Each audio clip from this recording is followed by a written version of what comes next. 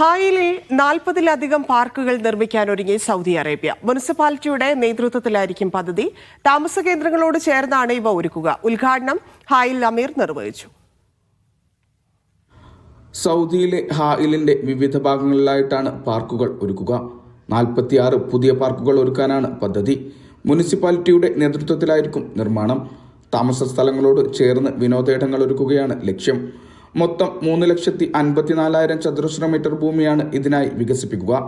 92,000 ചതുരശ്ര മീറ്ററിലധികം സ്ഥലത്ത് പച്ചപ്പ് നിറഞ്ഞ ഉദ്യാനങ്ങൾ ഒരുക്കും. പദ്ധതിയുടെ ഭാഗമായി സജ്ജീകരിക്കുക കുട്ടികൾക്കായി 62 കളിസ്ഥലങ്ങളായിരിക്കും.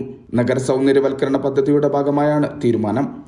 ജീവിത നിലവാരം ഉയർത്തുക, വിനോദ സംവിധാനങ്ങൾ വികസിപ്പിക്കുക തുടങ്ങിയവയും ലക്ഷ്യമാണ്. Vishal Cherpulassery, media 1, Riyadh.